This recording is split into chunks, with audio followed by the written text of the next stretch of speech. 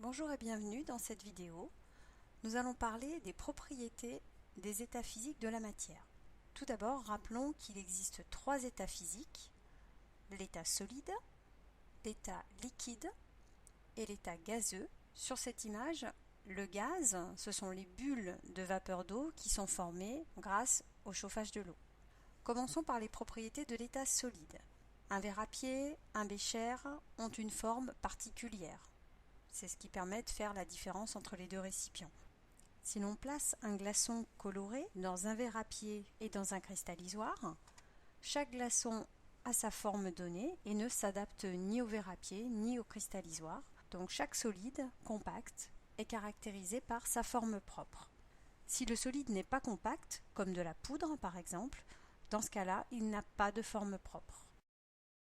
Passons maintenant aux propriétés de l'état liquide. Les deux glaçons qui étaient présents précédemment ont fondu et ont donné un liquide de couleur rouge et un liquide de couleur verte dans deux récipients différents. Donc on voit clairement que le liquide prend la forme du récipient qui le contient et n'a donc pas de forme propre.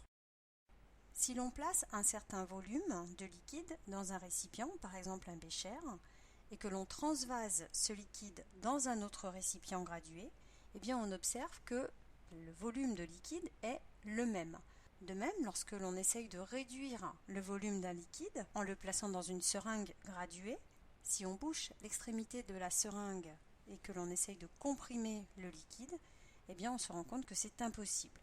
Donc tous les liquides ont un volume propre, un volume donné, et ils sont incompressibles.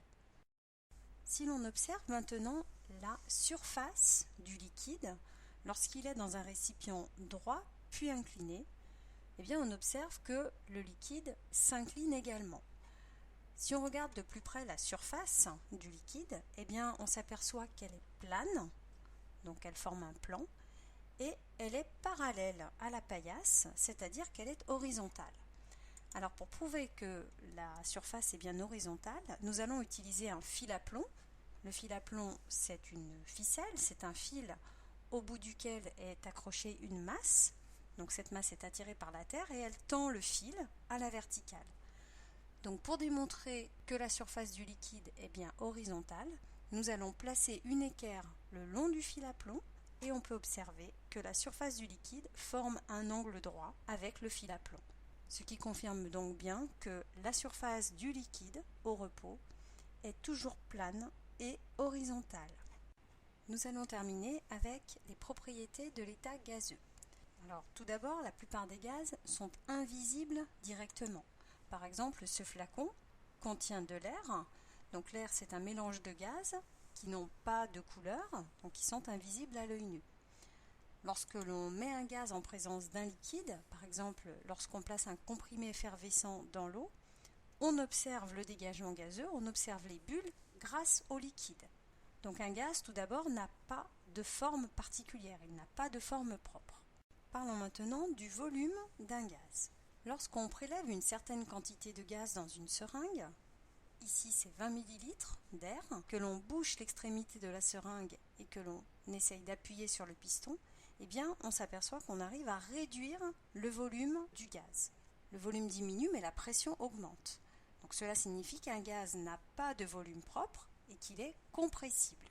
De même, inversement, lorsque l'on prélève une petite quantité de gaz dans la seringue, 1 ou 2 ml, que l'on bouche l'extrémité de la seringue et que l'on tire sur le piston, on oblige le gaz à prendre un volume plus important.